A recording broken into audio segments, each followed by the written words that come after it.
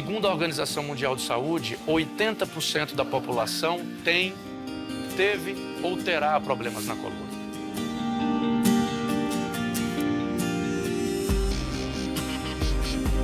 E esse número está crescente.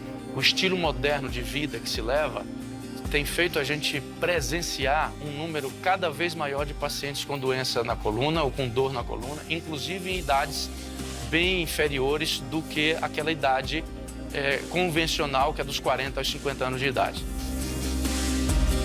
O problema de coluna, desde causas trabalhistas, atendimento médico e conduta. Qual é o custo disso? Coluna talvez seja uma das doenças mais caras do mundo hoje, Calil. Você arrasta multidões, né? Como assim você tem medo de agulha? Para mim aplicar uma agulha, a pessoa tem que ser profissional. Estou muito feliz, doutor, Obrigado. por me livrar dessa dor. Vamos torcer para que dê tudo certo, vai dar tudo certo. Não existe isso de mau jeito. De mau jeito em mau jeito, a doença vai se tornando grave. Qual foi o impacto da pandemia nos problemas de coluna? Diminuição dramática da prática de exercícios físicos e um aumento do home office. Aumentou muito a sobrecarga na coluna. No começo da pandemia, eu também tive uma hérnia de disco. O exame feito pelo médico é capaz de, sim, detectar uma hérnia de disco com um alto grau de certeza. Como já dizia Galileu na Galileia, malandro que malandro não bebe. Perfeito. Obrigado.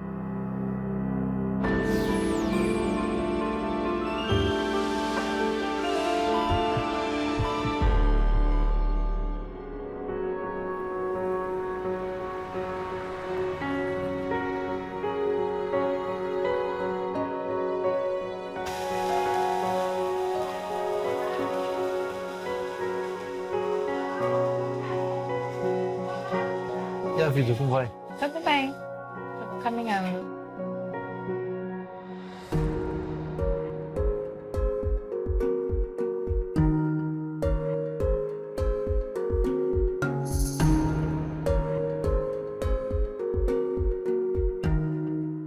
Há 30 anos atrás eu não sabia nem o que era coluna. Agora eu sinto dor nas costas todos os dias. Então, 30 não, 20, vai. Tudo bem, você? Tudo bem? Tudo bem? E aí? Vamos lá?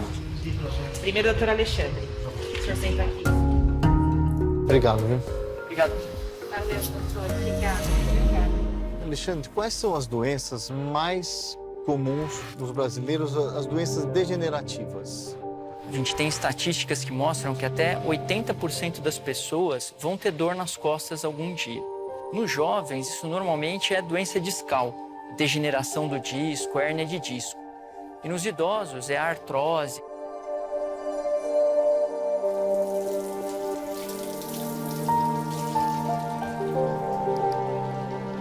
A hérnia de disco pode ser causada por uma série de fatores. Então, primeiro, predisposição genética, a idade, a postura do dia a dia, sobrepeso, falta de exercício. Então, são várias causas que podem levar você a ter hérnia de disco.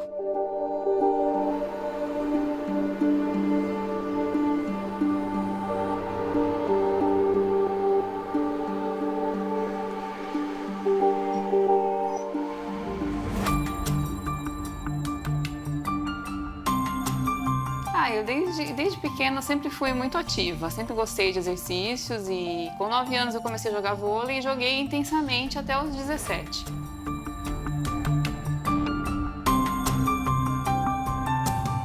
Eu tive uma atuação bem intensa nas academias, dava aula de ginástica, então atividade de bastante impacto e que bem dosada faz bem para o aluno, mas o professor às vezes faz muito. Eu não tinha ideia do que estava acontecendo com o meu corpo a longo prazo. Então, assim, porque quem gosta muito de exercício e vive disso também, às vezes deixa a dor de lado, digamos, o que não é bom. Chegou uma fase que eu estava fazendo muito exercício, aí eu comecei a sentir algumas dores, alguns desconfortos e eu resolvi mudar, direcionar minha profissão para o outro lado.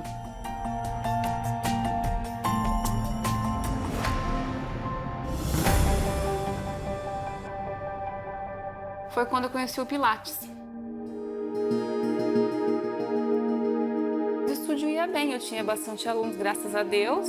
Só que eu comecei a trabalhar das 6 da manhã até as 10 da noite. E eu atendia muito idoso, às vezes precisava ajudar o idoso e sobrecarregava minha coluna.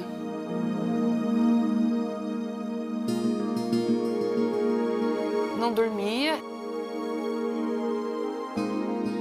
Eu tinha que levantar à noite para andar na casa, na cozinha, porque assim, eu não aguentava de dor. E do nada, eu levantei, gritei e não dei mais. Meu marido chamou o SAMU, fui para um pronto-socorro. E a dor não passava. Era uma dor que eu nunca senti na vida, né? A hérnia de disco é uma das doenças degenerativas mais comuns que a gente tem, tá? É um pedaço, o disco é como se fosse um amortecedor que tem entre duas vértebras. Quando esse amortecedor está com algum problema, ele pode romper e um pedaço dele pode comprimir uma estrutura neurológica. A imensa maioria das vezes, o tratamento é conservador. Mais de 90% dos casos a gente consegue resolver com remédio, com fisioterapia, com reabilitação. O caso da Miriam é uma exceção. Eventualmente, tem alguns casos mais graves que podem ter fraqueza, perda de sensibilidade na perna. Esses são os casos que acabam evoluindo para a cirurgia. Casos que têm dor intratável, que não melhora com o tratamento conservador, também evoluem para ter que ser operados. Miriam, eu vejo que você está sentada abraçando suas pernas, né? Essa é a posição que menos dói? Isso, essa posição que eu arredondo a lombar, que eu projeto... Na verdade, eu estou aqui contraindo um pouquinho o abdômen, né? Mas se eu fico assim, é confortável. E a expectativa é grande, mas ao mesmo tempo eu tô calma, porque o processo que eu passei está acabando, né? Eu acredito.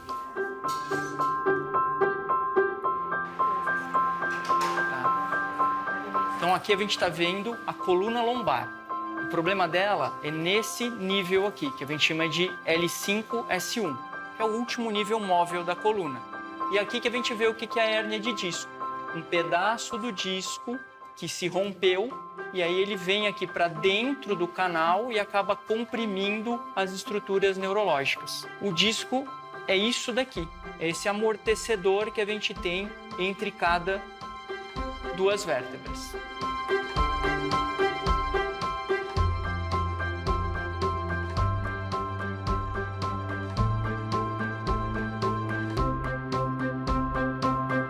A gente vai fazer uma retirada dessa hérnia de disco através de uma técnica endoscópica, né? A técnica endoscópica é uma evolução que a gente tem do que a gente fazia antes, que era a técnica aberta. A vantagem dessa técnica principal, na verdade, é a diminuição da agressão nos tecidos, né? Então, antes a gente fazia uma incisão, colocava afastadores, né? Chegava na coluna e, através desse espaço, você trabalhava para a retirada da hérnia de disco. Isso machucava músculo, doía mais, né? Agora não. Esse portal que a gente faz é praticamente afastando os tecidos. A gente não queima nada, não corta nada. Então, é uma cirurgia que dói menos, tem uma recuperação melhor para o paciente, né, e uma possibilidade de alta do hospital mais precoce.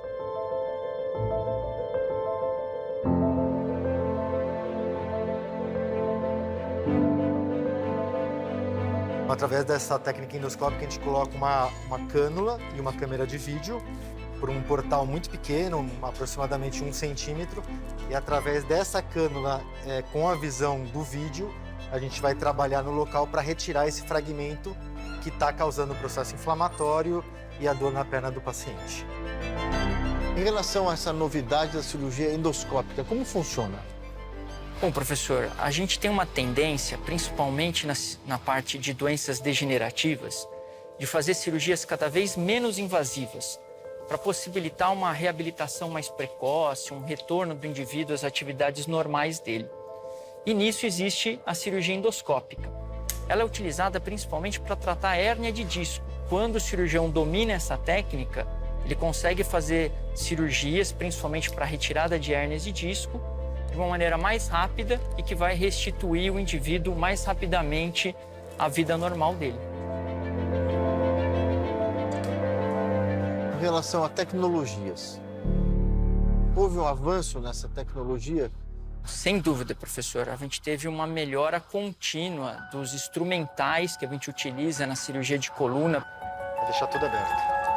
Dá o trigger. Na parte de proteção para o paciente, da parte neurológica, 20, 30 anos atrás, a cirurgia no final tinha que acordar o paciente para ver se não tinha nenhum dano neurológico, com ele aberto ainda na cirurgia. E hoje a gente tem a monitorização neurofisiológica. Então, permite que, passo a passo, controle se está tendo algum dano neurológico. O que a gente quer promover para o paciente durante a cirurgia é uma proteção neural. Então, todas essas estruturas neurais que estão em risco durante uma cirurgia de coluna, para isso, o que a gente faz? Nós vamos preparar o paciente com alguns eletrodos pelos músculos dele de membros inferiores e membros superiores, também na cabeça, onde a gente vai estimular o córtex e captar respostas, e vamos fazer uns testes, tanto testes de área motora, quanto testes de área sensitiva. A gente vai ter um exame clínico que era acordar o paciente. No ano de 73 ele foi publicado, chamado Wake Up Test, teste de despertar. Depois da década de 90, já 80 e 90, já começaram os testes neurofisiológicos a aparecer, que foram esses que eu mostrei para vocês. O normal é que a gente só faça esses testes e a gente vai avaliando o sistema nervoso central e periférico durante toda a cirurgia. Para evitar o quê? Para evitar o dano do sistema nervoso causado ou inadvertidamente por algum instrumental do cirurgião ou por algum tipo de implante ou alguma coisa que vai ser colocado nessa coluna. Para você estar focado, médio, né? Conheço Fogaça desde o internato. Quando eu estava passando aqui como aluno de medicina na faculdade, o Fogaça ele já era assistente aqui. E aí eu colei no Fogaça, né? Queria aprender mais. E aí ele foi me ajudando, me incentivando a operar melhor, a estudar mais, fazer mestrado. Deixa eu ir lá.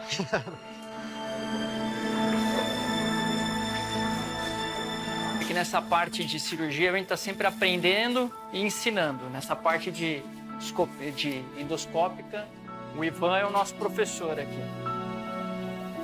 Onde você quer que eu fique, Ivan? Pode entrar com a escopia. A gente vai marcar o nosso ponto de entrada agora, tá? Dá o trigger. Então agora a gente vai começar a fazer a abertura do ligamento amarelo, que é o tecido que é a porta de entrada para o canal onde estão os nervos. A gente tem que vir um pouco mais para baixo para te entrar num espaço melhor, porque aqui eu tô pegando o osso. Então aqui, ó... Abertura do canal vertebral. Abertura do canal vertebral. Abertura inicial do canal vertebral.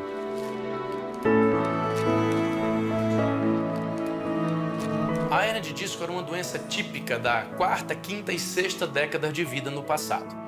Mas, infelizmente, o estilo de vida moderno fez com que essa incidência aumentasse muito em pacientes mais jovens. Então, hoje é muito frequente nós termos no consultório pacientes com 18 anos de idade já apresentando hérnia de disco. Não se brinca mais de pega-pega, esconde-esconde, subir árvore, correr. A brincadeira é toda no computador, no videogame, é online. Então, isso fez com que as crianças de ontem se tornassem adultos jovens de hoje predispostos a terem doenças articulares.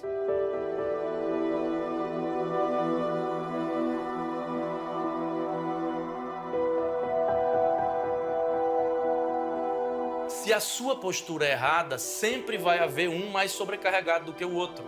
E esse que foi mais sobrecarregado, ele vai tender a degenerar, a envelhecer antes do que deveria. E essa degeneração propicia a formação das hérnias de disco. Desde 1976, nós sabemos, através de um estudo de um colega chamado Nachelson, ele fez o diagrama de Nachelson. Ele chegou à conclusão de que a posição sentada é a pior que existe para a coluna.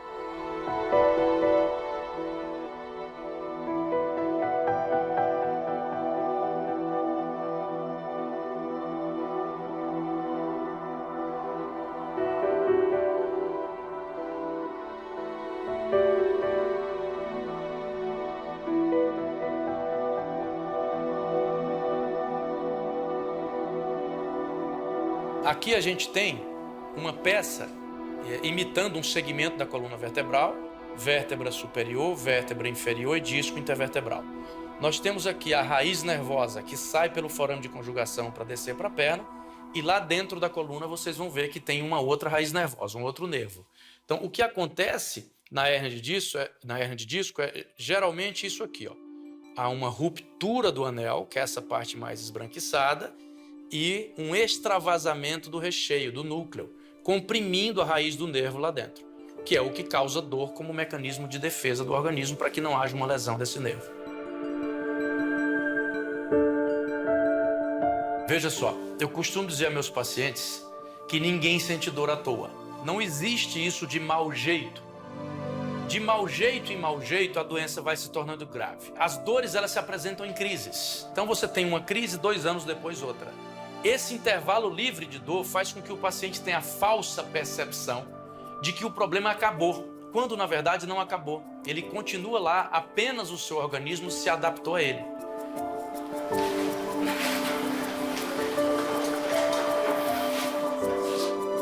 Bom dia, gente. Tudo bem? Bom dia, bom dia. Esse paciente é uma evolução tardia de um processo degenerativo em um dos segmentos da coluna. Ele provavelmente teve uma hérnia de disco no passado, que não foi tratada de forma correta, e a doença foi evoluindo e piorando progressivamente a ponto de praticamente já não mais existir o disco intervertebral, que é o amortecedor que nós temos entre cada segmento, entre cada peça de osso. Nós vamos fazer uma técnica chamada ALIF, da sigla em inglês para Anterior Lumbar Interbody Fusion, que é nada mais do que a troca desse disco doente com a reposição de um cage, e essa reposição desse cage é realizada com a altura e o ângulo de um disco que seria o normal para ele. Nós tiramos o remanescente de disco doente que ainda existia no espaço L5-S1, e ao retirar esse remanescente, nós criamos um espaço para recolocar uma peça de PIC, poliéster éter ketona, que é um derivado do petróleo, é um plástico, para refazer a altura discal, promovendo uma descompressão indireta dos nervos na região posterior e corrigir o ângulo de lordose que ele perdeu durante os anos por conta da dor. Bom, nós começamos a cirurgia às 8 horas da manhã, tínhamos uma previsão de 1h30 de cirurgia no tempo total, já são 10 horas da manhã, os assistentes ainda estão fechando, vai mais 10 minutos de cirurgia. E nós tivemos muita dificuldade, foi um caso de extrema dificuldade, por conta de cirurgias prévias que o paciente tinha no abdômen, e essas cirurgias prévias dificultaram o nosso acesso. Ricardo, um motor pra gente aí, por favor. Graças a Deus e a eles, a gente sobrevive. Essa medicina é uma coisa que eu respeito muito.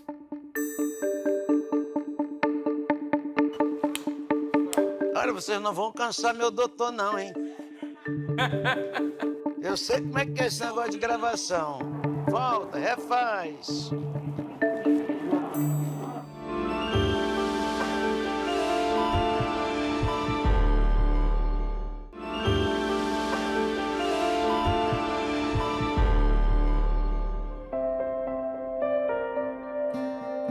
Praticamente todos os dias eu tenho dor na coluna. A posição, a postura é errada, como a maioria das pessoas tem uma postura errada, né? Fica muito sentado e sempre sentado meio torto, né? Porque você vê uma pessoa sentada, sempre tem algum erro de postura. É muito difícil, né? Quando você é meio encurvado, manter uma postura ereta, né? Não ficar olhando no celular assim, que a gente fica o dia inteiro, ou com o celular assim, mas isso é inevitável. Teria que ser um robô para ficar assim, ereto, celular assim, não é isso? Sim.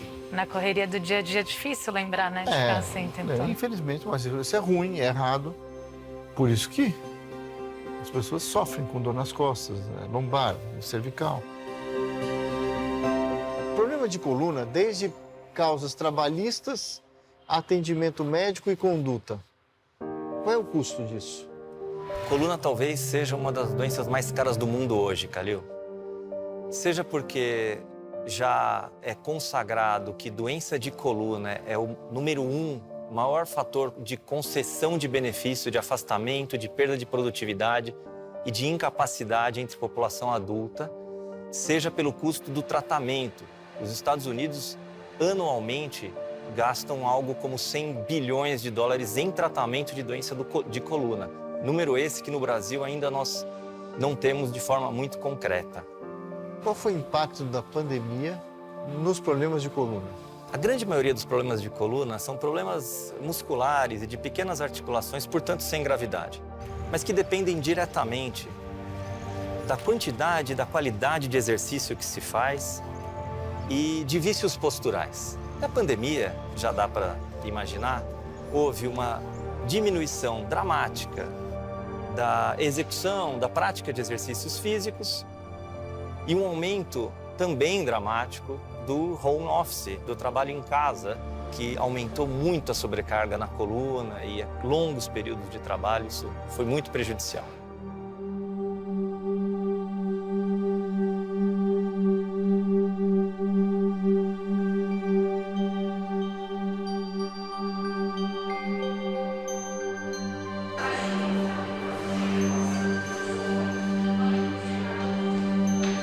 O exame neurológico é principalmente olhar para a força dos músculos, para a sensibilidade e para os reflexos. O teste de força, eu peço para o paciente fazer um determinado movimento, levanta esse dedão, por favor, e eu faço resistência, eu faço uma força contrária ao movimento. Nesse caso, a força dela é suficiente para resistir à minha força, isso significa que o nervo está acionando esse músculo de forma saudável, não há perda neurológica aqui. Outro teste é o teste dos reflexos, e aqui eu vou comparar um lado com o outro. Veja o reflexo presente dos dois lados, agora do lado direito, presente, e ausente do lado esquerdo. Nesse caso, ela tem uma perda de reflexo do lado esquerdo. Esse é um sinal de que o nervo não está com o seu funcionamento intacto. O exame clínico, o exame feito pelo médico, é capaz de sim detectar uma hérnia de disco com um alto grau de certeza. Os exames de imagem, principalmente a ressonância, vão depois complementar esse diagnóstico. A hérnia de disco atinge indistintamente a maioria das idades, gênero. Você é um ébano lábios de mel, um príncipe negro feito a pincel, essa melanina cheirando a paixão. No caso de eu ir cantar, fazer algum show, eu sempre tinha uma cadeira, eu cantava um pouco em pé, eu puxava a cadeira para sentar, para conversar um pouco com as pessoas, depois eu levantava um pouquinho, mas não pude mais fazer o show inteiramente em pé. Agora que eu vou poder, né, depois do procedimento, mas eu tinha que me sentar. Tô ansiosa. Eu sou ansiosa para tudo, né? Eu já sou uma pessoa ansiosa. Antes de entrar no palco, eu fico ansiosa. Eu sei como vai acontecer, como é o meu show, mas eu sou ansiosa. E ainda mais com essa coisa de procedimento, fico mais ansiosa ainda.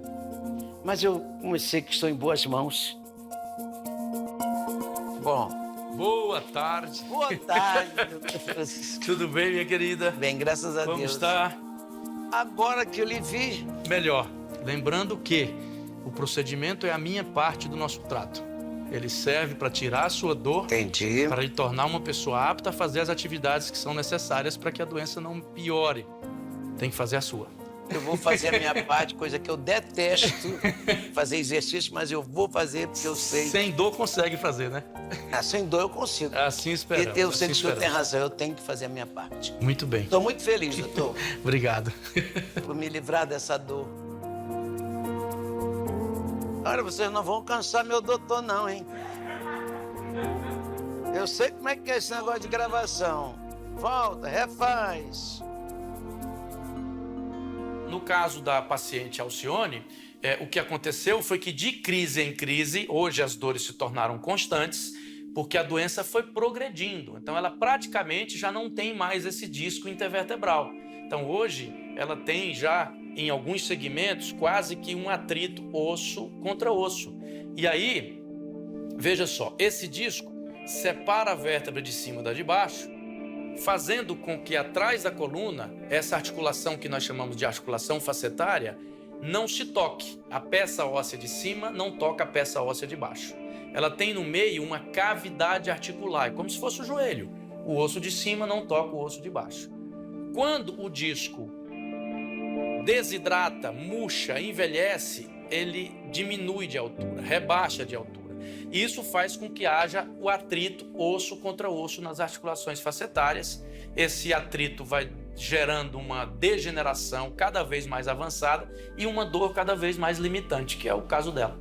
E você jurou que vai fazer a sua parte? Com certeza. Olha, se o doutor já vai fazer uma coisa e me livrar dessa dor, como é que eu não vou fazer a minha parte? Eu não quero o doutor botando meu nome na boca do sapo. Eu gosto dos meus doutores.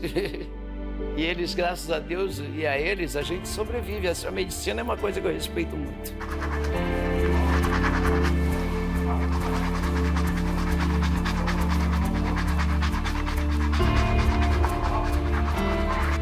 Põe o eletrodo para ele ver. Essa paciente tem uma dor mecânica intratável clinicamente. Então, o que nós vamos fazer hoje é bloquear essa dor através de um estímulo de radiofrequência, tornando-a apta a fazer as atividades que é necessário. Tá? É semelhante ao que nós fizemos com a Alcione, por exemplo. Apesar da doença ser diferente, a indicação para o tratamento da dor é mais ou menos a mesma e o procedimento em si é o mesmo. É um procedimento minimamente invasivo, é feito inclusive com sedação e anestesia local. Não é com anestesia geral, ela demora em torno de 15 a 20 minutos, não tem nenhum tipo de incisão, não tem nenhum tipo de sutura.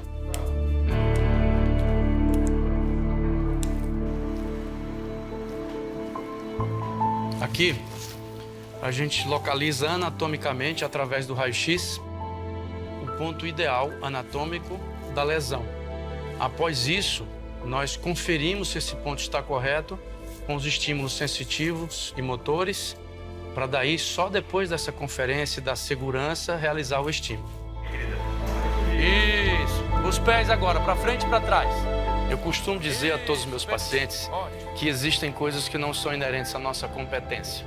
Tem que ter algo superior nos guiando, nos abençoando. Esse é o motivo pelo qual, antes de cada cirurgia, eu faço uma oração, mentalizo todas as complicações possíveis e imaginárias, peço proteção. E para mim é uma alegria muito grande ver uma paciente, como a Alcione, por exemplo, que entra sofrendo com dor e no dia seguinte me diz: doutor Francisco, há muito tempo eu não experimento uma sensação tão boa quanto a que eu estou experimentando agora. Eu saí da cama sem dor, eu andei sem dor, estou sentada sem dor. Então não há gratificação, não há pagamento melhor do que esse. Acordei sem dor. É uma vida nova agora para mim. Agradeço a Deus, a Nossa Senhora, o Divino Espírito Santo, por colocar o Senhor na minha vida. O senhor é chefe do setor de coluna da HC, né? O senhor também tem hérnia de disco cervical. Um dos fatores são várias horas de cirurgia. Então, a gente muitas vezes entra em cirurgias que duram mais de 6 horas. O doutor Fogaça foi um bom paciente? O Fogaça é um bom professor do paciente.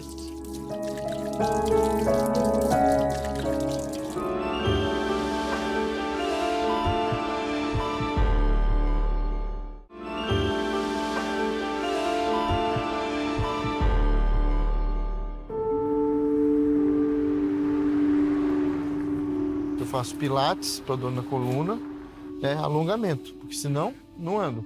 E fisioterapia. Como que funciona a parceria, o Hospital das Clínicas da Faculdade de Medicina com a ACD? Aquele que está se formando em ortopedia, que está se formando cirurgião de coluna, ele passa rodízios dele lá na ACD, onde ele tem oportunidade de ver casos extremos de deformidade. E a gente também tem uma parceria na parte de reabilitação. Então, parte dos casos que são operados no HC, eles fazem a reabilitação tanto no Luci Montoro, mas parte faz a reabilitação lá na ACD.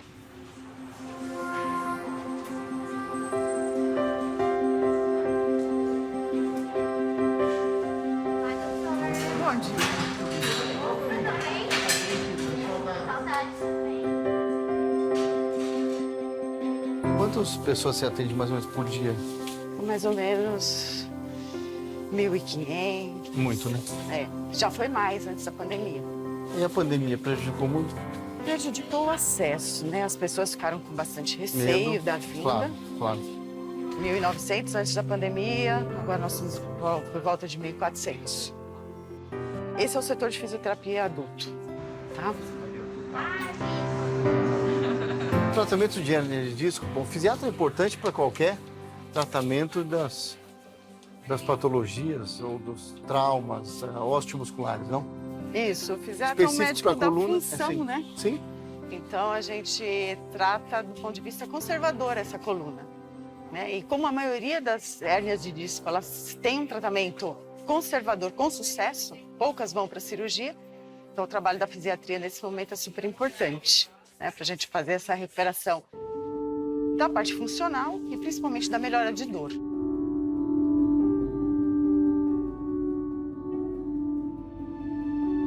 Explica um pouquinho a função da ACD, né? A É um ACD trabalho maravilhoso que se faz há décadas, não é? 71 anos. 71 anos. E hoje, cerca de 33% do nosso volume cirúrgico é de coluna, né? E com isso a gente tem se especializado cada vez mais em coluna. tá? Então, em todas as cirurgias, não só nas cirurgias degenerativas, como a própria hérnia, né? Como também muito da escoliose. Na tua opinião, na tua experiência, os jovens têm aumentado a incidência de problemas de coluna ou não? A gente tem visto, sim, pessoas mais jovens com problemas de coluna, muito mais sedentários, obesos, e aí a dor é maior. Então, esse processo degenerativo de coluna, ele acontece desde sempre, né? Ele acontece muito rápido. E hoje a gente vê, sim, pessoas mais jovens acometidas de dor, e quando vai fazer um exame, está lá a hérnia de disco lá com uma protrusão ou mesmo uma extrusão. O atendimento é SUS? Tem uma grande maioria SUS e a gente tem uma parte privada também. Sim. Tanto de cirurgias quanto dos aparelhos. Você está há quanto tempo aqui? 35 anos. Nossa! Eu fiz a especialização aqui. É muito legal. E aí fui convidada para ficar e acabei... Aí foi ficando. Ficando.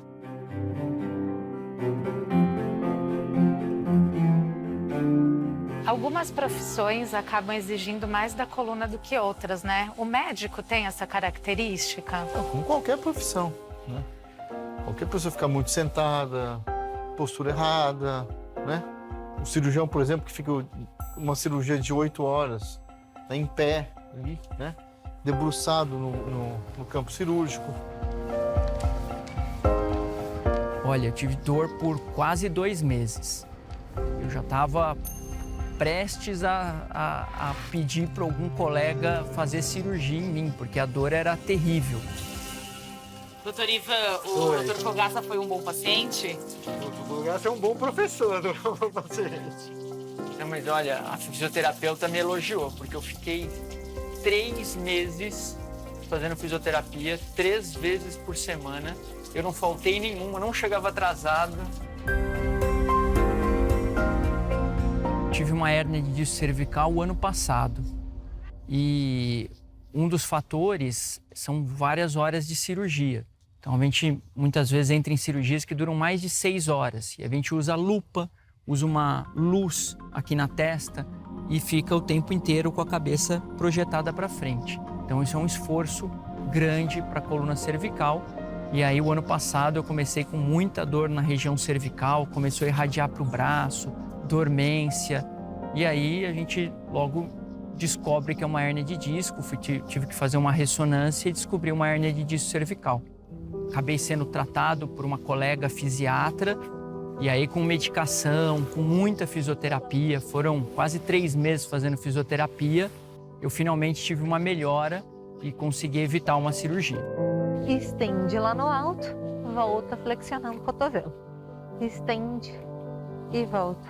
A fisioterapia entra muito com a primeira parte analgésica, dando exercícios para o paciente que façam ele ficar um pouco mais confiante e mais com níveis de dor menos elevados, para que ele possa se movimentar, mas não ficar tão em repouso, diminuindo a dor dele em movimento. Mais um.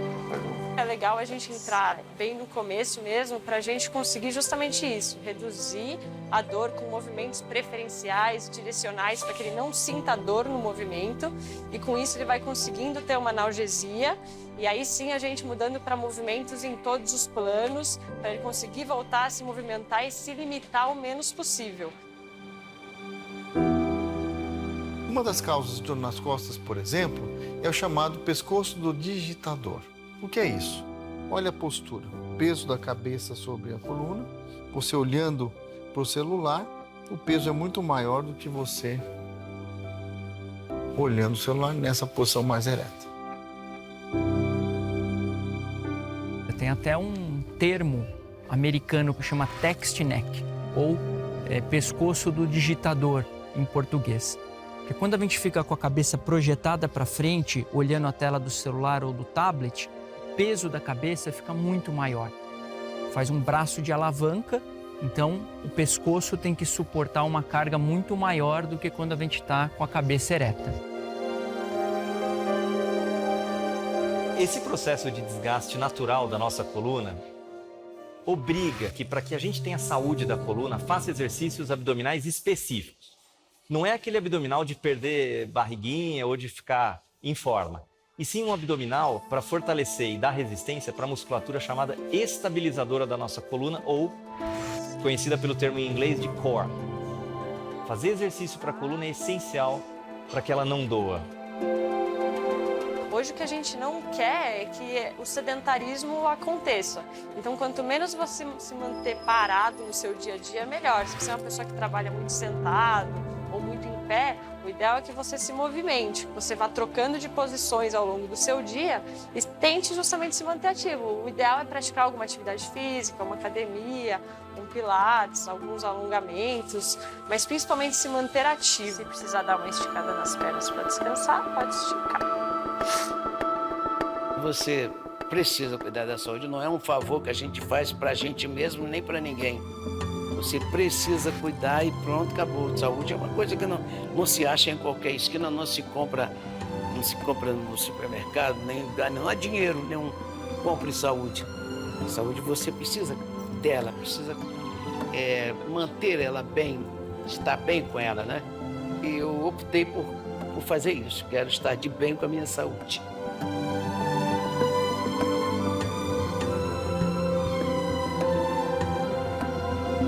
Obrigado, viu? Obrigado, senhor. Valeu, doutor. Obrigada. Muito obrigada. Nada, obrigado vocês.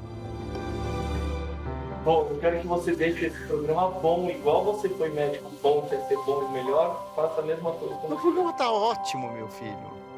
Só vocês não inventarem patetada que fica bom. Hora de ir embora. Hora de ir embora, tá bom. Tudo bem, vocês querem café? Quer? Faz um bolinho, né? Trouxe um bolinho.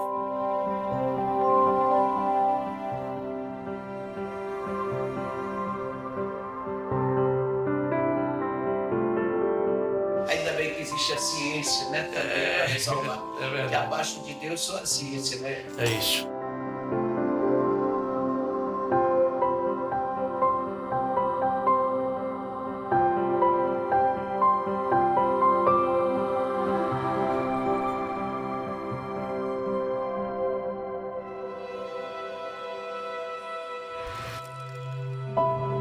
Dentre as inúmeras doenças mentais, os inúmeros transtornos mentais, aquela que é mais frequentemente associada ao suicídio é justamente a depressão.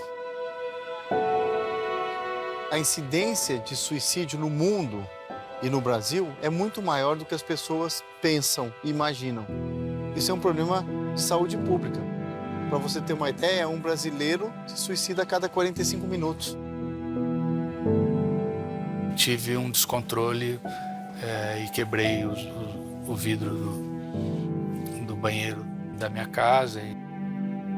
Não sei, um quase suicídio. Não era um suicídio, era uma forma de chamar a atenção trágica e uma situação de descontrole muito grande.